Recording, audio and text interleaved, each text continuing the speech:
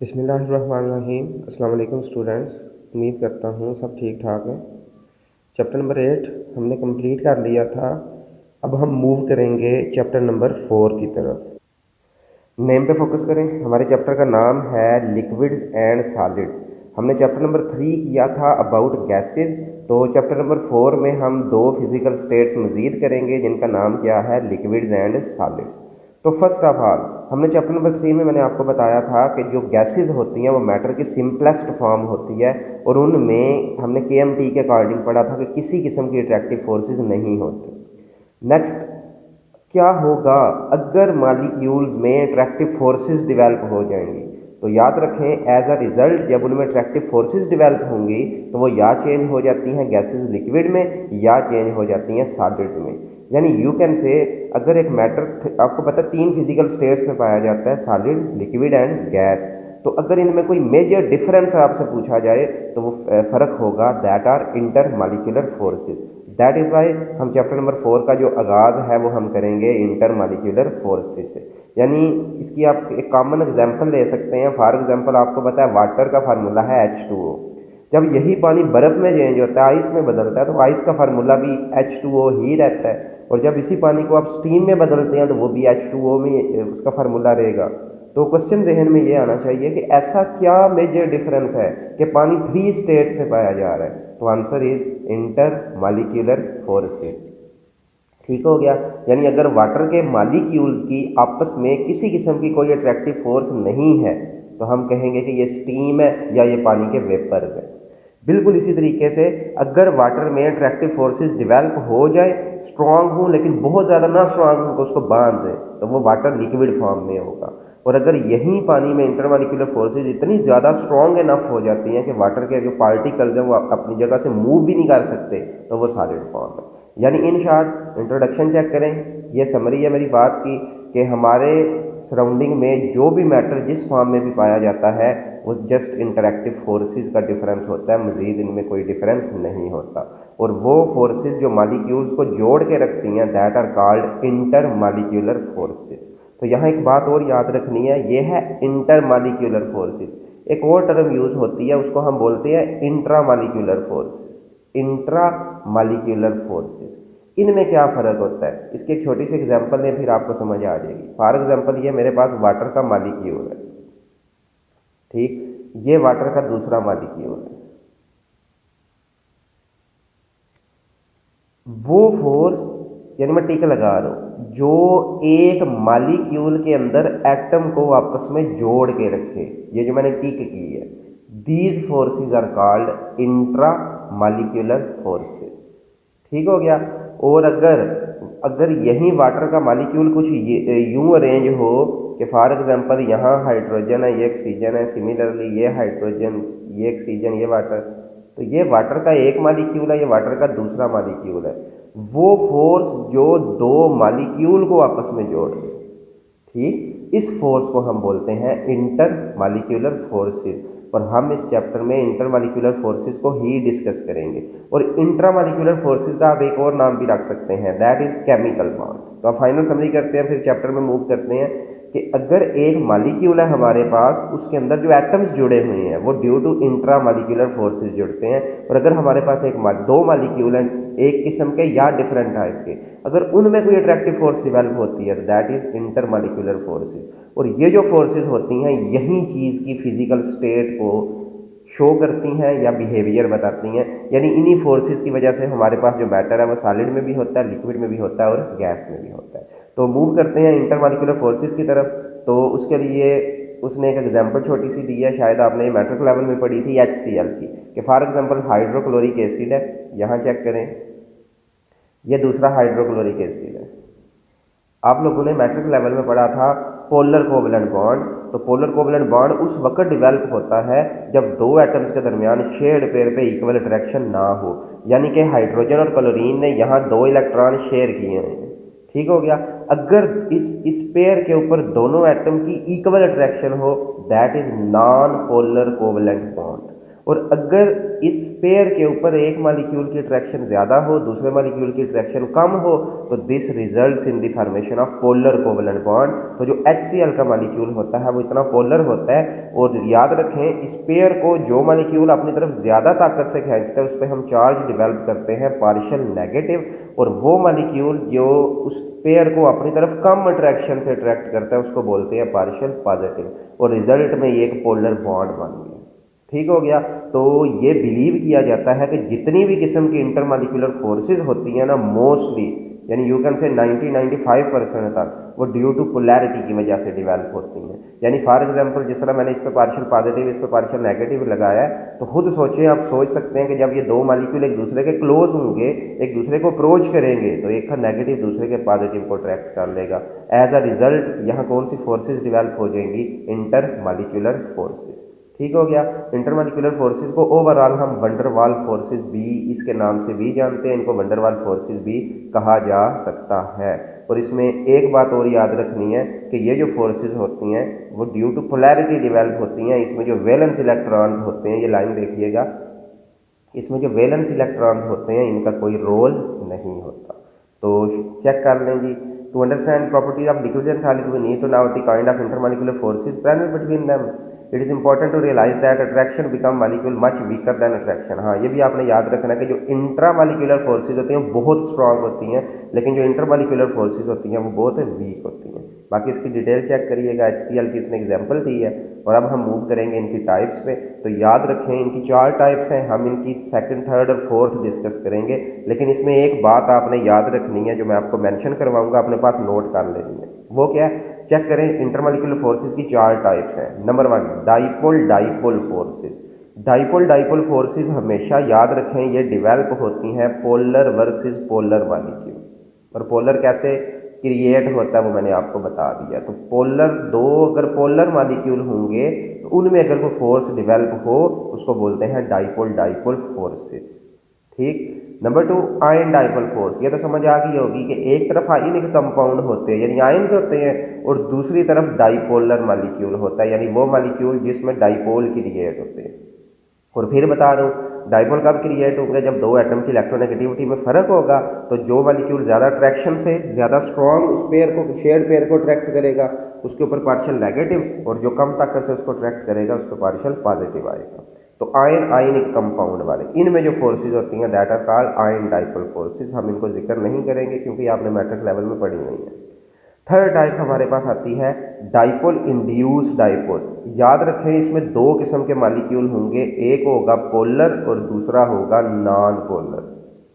यानी अगर एक पोलर मॉलिक्यूल नॉन पोलर को अप्रोच करेगा तो रिजल्ट में उनमें जो उन 2 मॉलिक्यूल में जो फोर्स होगी that is dipole induced dipole forces. और लास्ट आ गई instantaneous dipole induced dipole forces या लंदन डिस्पर्शन फोर्सेस।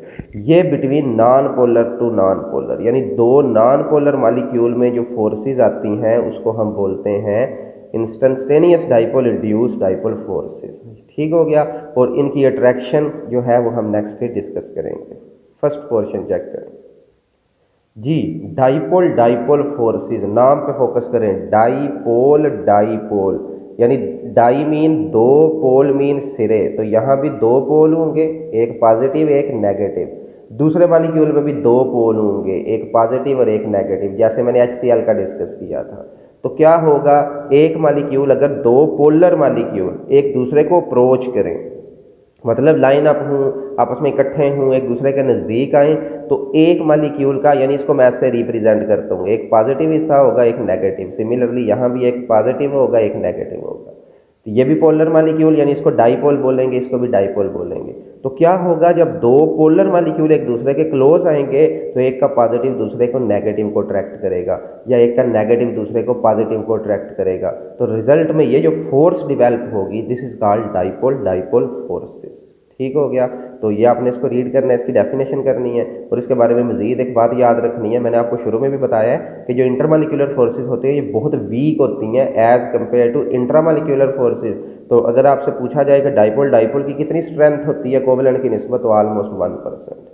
यानी यू कैन से कि ये कोवेलेंट बॉन्ड, अगर एक तरफ कोवेलेंट बॉन्ड हो एक तरफ ये हो, तो ये जस्ट 99% स्ट्रेंथ उसमें होती है, 1% इसमें जस्ट होती है। और मज़ीद ये मालिक्यूल्स में वे फोर्सेस आप कैसे ड्रा करेंगे, ये आपके पास डिफरेंट मालिक्यूल है। आपने इसमें पहले नंबर पे ये ढूंढना है कि पोलर सिरे कौन कौन से हैं, पॉजिटिव कौन सा है, नेगेटिव कौन सा है। तो जिसकी इलेक्ट्रोनेगेटिविटी ज़्यादा है वो नेगेटिव होगा।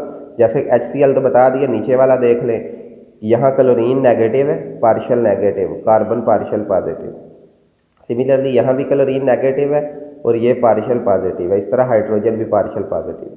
तो ये जो फोर्स यहाँ डेवलप होगी, this is called dipole dipole forces. तो ये आप लोगों ने करना है। इसके बाद आया डाइपोल इंड्यूस डाइपोल फोर्सेस, यानी डाइपोल डाइपोल फोर्सेस किसके दरमियान थी, बिटवीन पोलर एंड पोलर, और ये किसके दरमियान होगी, पोलर और नॉन पोलर के दरमियान, पोलर और नॉन पोलर के दरमियान। और इसको मैं अक्सर आपको एक मुहावरा अक्सर बोलता होता हूँ कि आपने सुना होगा, हरबूजे को देख के हरबूजा रंग पकड़ता है, या एक गंदी मछली पूरा तालाब गंदा कर देती है। तो यहाँ ये फोर्सेस कैसे डेवलप होती हैं, इसको ऐसे समझिए कि फॉर एग्जांपल ये मेरे पास एक सोल्यूशन है, उसके अंदर सारे ही मालिक्यूल नॉन पोलर पड़े हुए हैं, ठीक हो गया। आप क्या करते हैं, इसके अंदर ना एक पोलर मालिक्यूल इंजेक्ट कर देते हैं, डन। तो जैसे ही ये पोलर मालिक्यूल यहाँ एंटर होगा, ये नॉन पोलर मालिक्यूल्स को भी पोलर कर देगा। तो क्योंकि पोलर की वजह से नॉन पोलर में भी पोलैरिटी आई है, तो इसको बोलेंगे पोलर, इसको बोलेंगे इंड्यूस। मतलब ये अगर डाइपोल है तो ये होगा इंड्यूस डाइपोल, ठीक हो गया। तो जब एक पोलर मालिक्यूल की वजह से नॉन पोलर भी पोलर बन जाए, या नॉन पोलर में भी पोलैरिटी दाखिल हो जाए, तो these forces are called dipole induced dipole forces. और कॉमन एग्जांपल आपको नज़र आ रही होगी कि ये दो मालिक्यूल है, एक पोलर है एक नॉन पोलर है, ये एक दूसरे के क्लोज हुए हैं, तो जो पोलर मालिक्यूल है उसने दोनों को देख ले पोलर कर दिया, तो ये तो खुद से डाइपोल था, इसमें पोलैरिटी इंड्यूस हुई, तो दूसरा इंड्यूस डाइपोल है। तो एक डाइपोल में और दूसरा इंड्यूस डाइपोल में अब जो फोर्सेस यहाँ डेवलप होंगी, यानी ये पॉजिटिव नेगेटिव में, these forces are known as dipole induced dipole forces, या इनको डिबाई फोर्सेस भी कहते हैं। तो ये आपने करना है। और आज का आखिरी topic, instantaneous dipole induced dipole forces या लंदन डिस्पर्शन फोर्सेस।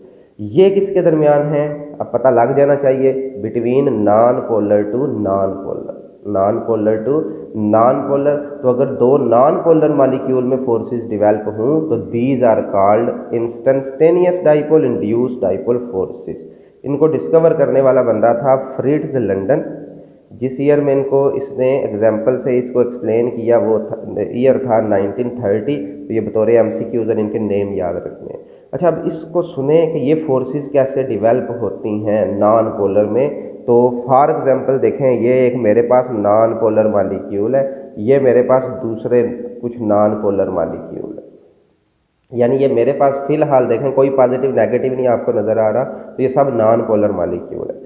होता गया है, जब किसी नॉन पोलर मालिक्यूल का साइज बहुत बड़ा हो, पहला फैक्टर, या दो मालिक्यूल एक दूसरे के क्लोज हों, ठीक है। मैं इसको यहाँ दो मालिक्यूल ड्रा करता हूँ, यानी ये एक मालिक्यूल है, ये इसके दरमियान में न्यूक्लियस है, ये इसका इलेक्ट्रॉन है जिस पे नेगेटिव चार्ज। ये दूसरा मालिक्यूल है, ये इसका दरमियान में न्यूक्लियस है और ये इसका नेगेटिव मालिक्यूल है, ठीक है। मेरा आपसे क्वेश्चन है कि अगर ये दो मालिक्यूल एक दूसरे के क्लोज आ जाए, ये पॉजिटिव है ये पॉजिटिव है, यहाँ ये नेगेटिव है यहाँ ये नेगेटिव है, तो दो पॉसिबिलिटीज़ होती हैं। जब दो नॉन पोलर मालिक्यूल एक दूसरे के करीब आए तो दो चांसेस होते हैं, क्या, इनमें दो फोर्सेस डेवलप होती हैं। एक अट्रैक्टिव, ये मैं एरो लगा रहा हूँ, यानी एक के न्यूक्लियस और दूसरे के इलेक्ट्रॉन्स में यहाँ जो फोर्सेस डेवलप होंगी ये अट्रैक्टिव फोर्सेस डेवलप होंगी, ठीक हो गया।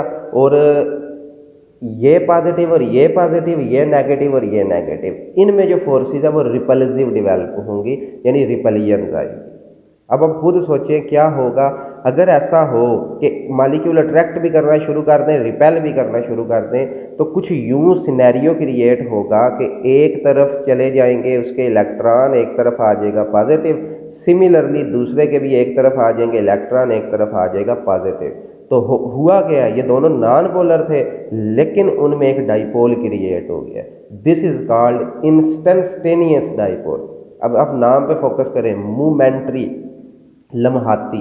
तो क्योंकि ये वक्ती तौर पे डेवलप हुआ है, ये बाद में ख़त्म भी हो जाएगा। मैं अक्सर कहता हूँ जिस तरह वेव प्रोड्यूस होती है ना, ये एज अ वेव प्रोड्यूस होगा, यानी ये इंटरचेंज होते रहेंगे, कभी ये पोलर बन रहा है, कभी ये नॉन पोलर बन रहा है। तो this is called instantaneous dipole. Is it clear? अब अगर एक इंस्टेंटेनियस डाइपोल क्रिएट हो गया है, यानी ये मॉलिक्यूल पोलर बन गए हैं, अब देखें ये इंस्टेंटेनियस डाइपोल क्रिएट हो गया और दूसरे इसके नज़दीक अब नॉन पोलर ही है, तो आपको पता लग जाना चाहिए कि जब एक पोलर नॉन पोलर के नज़दीक आता है तो ये उसको भी पोलर बना देता है। तो this is called instantaneous dipole, this is called induced dipole. तो इंस्टेंटेनियस डाइपोल और इंड्यूस्ड डाइपोल में ये जो फोर्सेज होंगी that are called instantaneous dipole, induced dipole forces या London dispersion forces. Is it clear? तो चेक करें, उसने एग्जांपल दिया हीलियम की कि कहता है जी electron of one atom influence the moving electron of other, यानी एक के इलेक्ट्रॉन दूसरे के जब इन्फ्लुएंस में यानी असर में आते हैं, electron repel each other and they tend to far as parts, यानी इलेक्ट्रॉन जब एक दूसरे को रिपेल करेंगे वो दूर दूर हो जाएंगे। when the electron of one atom come closer to electron of other atom, जब एक एटम के इलेक्ट्रॉन दूसरे की तरफ आएंगे दे आर पुश्ड अवे, एक दूसरे को परे धकेलेंगे। In this way a temporary dipole is created, यानी ऐसे होगा कि इलेक्ट्रॉन जब परे धकेलेंगे तो सारे इलेक्ट्रॉन हो सकता है एक तरफ हो जाए, न्यूक्लियस एक तरफ हो जाए, तो टेम्परेरी डाइपोल क्रिएट होगा। फिर क्या होगा? The result is that at any movement electron density of atom is no more symmetrical, मतलब अब इलेक्ट्रॉनिक डेंसिटी इक्वल नहीं होगी, यानी एक तरफ एक सिरे पे नेगेटिव चार्ज हो जाएगा और एक तरफ दूसरी तरफ पॉजिटिव चार्ज होगा और इस तरीके से एक डाइपोल क्रिएट होगा। This is called instantaneous dipole. Like ये चेक कर लें कि ये जो इंस्टेंटेनियस डाइपोल है क्रिएट हुए। अब क्या होगा? जब एक तरफ डाइपोल बन गया, disturb the electronic cloud of other nearby atom, वो दूसरों के अंदर डाइपोलैरिटी इंड्यूस करेगा। So dipole induce in second, this is called induce dipole. ठीक, और इसके बाद क्या होगा? एक बन गया इंस्टेंटेनियस डाइपोल, एक बन गया इंड्यूस्ड डाइपोल। तो अब definition, momentary force of attraction created between instantaneous dipole and induced dipole is called London dispersion forces या instantaneous dipole induced dipole forces. और अगली बात याद रखें, बहुत शॉर्ट लिविंग होती है, मैंने आपको बताया लाइक अ वेव चलती है, और movement of electron cause dipole to vanish as quickly as form, यानी जितनी जल्दी बनते हैं उतनी जल्दी खत्म। यानी यू कैन से, अगर ये नॉन, पहले ऐसे समझें ये सारे नॉन पोलर हैं, अब ये पोलर बना, ये फिलहाल नॉन पोलर है, अब ये इसने अगले को पोलर किया और खुद हो सकता है दोबारा नॉन पोलर, वो अगले को पोलर की करेगा, खुद नॉन पोलर बन जाएगा वो अगले को, तो यानी जितनी जल्दी बनते हैं उतनी जल्दी ये ख़त्म भी होते हैं। ठीक हो गया। और नेक्स्ट बात ये याद रखनी है, एमसीक्यूज आ सकता है कि ये फोर्सेस किन में होती है, तो तकरीबन तमाम तरह के मॉलिक्यूल में, पोलर में भी और नॉन पोलर में भी। ठीक हो गया। तो यहाँ तक आप लोगों ने करना है, कल इंशाल्लाह हम करेंगे factors that affecting the London dispersion forces. तो तब तक के लिए अल्लाह हाफिज़, थैंक यू वेरी मच।